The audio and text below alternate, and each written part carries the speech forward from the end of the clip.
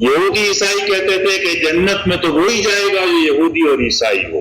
لن يدخل الجنت الا من كان هودا او نصارى. قرآن نے کہا تمہاری اپنی من گھڑت خواہشات ہیں. تلک امانیکم قل ہاتوا برہانکم ان کنتم صادقین. اگر کوئی دلیل ہے تو وہ لے کر آؤ. بلا من اسلم وجهه للہ و محسن. جو اللہ کے آگے اپنے آپ کو ڈال دے اور بھلائی نیکی کا راستہ اختیار کرے وہ جنت میں جائے گا. یہ بڑی ستم ظریفی ہے کہ جس قرآن نے بار بار اس بات کا اعلان کیا اسی قرآن کو ماننے والوں نے حق کو پھر لیبل کے ساتھ اور نام کے ساتھ اور گروہی عصبیت کے ساتھ وابستہ کر دیا. قرآن مجید نے تو بار بار اس بات کی تردید کی کسی جماعت اور کسی تنظیم اور کسی فرقے اور کسی مسلک اور کسی لیبل کے ساتھ یہاں تک کہ امت محمدیہ کے لیبل کے ساتھ بھی اس بات کی ضمانت نہیں ہے جس کے اوپر لیبل لگائے وہ لازماً حق اور سچائی کے اوپر ہے.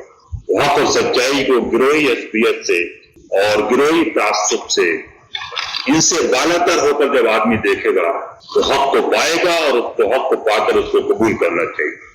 چوتھی بات جو تصدیق حق کے ساتھ ہے وہ یہ کہ جو آدمی حق کا کل متلاشی ہوگا اور رکاوٹوں کے اوپر قابو پائے گا وہ کھلے دل کا آدمی ہوگا اور اس کا دل سچی بات کے لیے ہمیشہ کھلا ہوگا اور اسی کیفیت وہ ہوگی جو قرآن مجید نے یہ بیان کی ہے کہ یودی ولو کلم تمسس نار. وہ تو بھڑکنے کو تیار ہے اگرچہ اس کو آگ نہ چھوئے جب بھی وہ بھڑکنے کو تیار ہے. تو بالکل آدمی تیار ہوتا ہے کہ جہاں سے بھی حق کو پائے.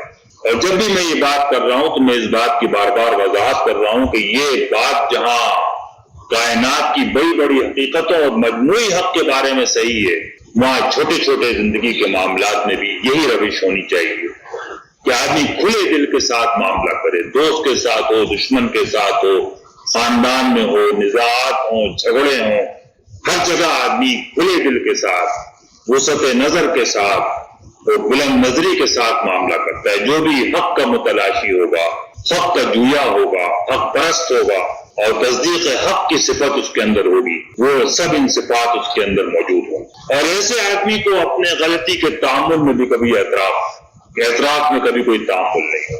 اس لیے کہ جو آدمی حق پر چل رہا ہے اگر وہ غلطی کرے گا تو کھلے دل کے ساتھ وہ اپنی غلطی کا اعتراف کرے گا. تو قرآن مجید نے تو خود بار بار اس میں آیتیں نازل ہوتی رہی اور جو سب سے بڑا حق پرست گروہ تھا اس سے جب غلطیاں ہوئی تو قرآن مجید نے ان کی نشاندہی کی اور ان کی صفت بھی یہ بیان کی کہ وہ خود بھی اپنا استغفار کرتے رہتے ہیں اور ان کو کبھی اپنے غلطی کے اعتراف میں کسی بھی حق پرست آدمی کو تعامل نہیں ہوگا. جب آدمی اپنی ہوائے نفس اور اپنی ناک اور بہت ساری چیزوں کے چکر میں پڑتا ہے تو پھر اس کو تعامل ہوتا ہے کہ میں غلطی کا اعتراف نہ کروں. لیکن قرآن مجید میں تو ایک انسان نے مطلوب کی صفت یہ بیان کی کہ جب وہ حق کا متلاشی ہوتا ہے تو اگر وہ حق سے منحرف ہو جائے حق سے ہٹ جائے کوئی کام حق کے خلاف ہو تو اس کو اس کے اعتراف میں ذرہ برابر بھی تعامل نہیں ہوتا اور وہ کھل کے اپنی غلطی کا اعتراف کرتا ہے. یہ منافقین کی روش بیان ہوئی ہے کہ وہ عذر پیش کرتے ہیں تعویلات پیش کرتے ہیں بہانے بناتے ہیں اپنے غلط اقدامات کو جسٹیفائی کرتے ہیں کہ نہیں ایسا تھا اور ایسا تھا. اور سچے آدمیوں کی صفت یہ بیان کی ہے کہ وہ آ کر کھلم کھلا اعتراف کرتے ہیں کہ ہاں ہم سے سستی ہوئی ہم سے غلطی ہوئی ہم سے یہ گناہ ہو گیا اور اس کے اعتراف میں ان کو کوئی بات نہیں ہوتا. یہاں تک کہ اگر اس کو سزا بھی نافذ کرنا ہوتی ہے حدود بھی نافذ ہوتی ہیں جب بھی وہ آ کر اعتراف کر دیتے تھے کہ ہم سے یہ غلطی ہوئی ہے اور ہم پر حد کو نافذ کر دیا. تو یہ سب جو ہیں صفات جو مختلف جن کا نقشہ میں نے آپ کے سامنے کھینچا ہے یہ دراصل شاخیں ہیں اسی ایک چیز کی اور اس سے آپ اندازہ کر سکتے ہیں کہ اس میں سے جو فریم ورک میں آپ کے سامنے بیان کر رہا ہوں اس میں سے ہر چیز اپنی جگہ پر ایک ایسی بنیادی چیز ہے جس سے کہ ہزاروں اعمال اور ہزاروں صفات کے شاخیں پھوٹتی ہیں.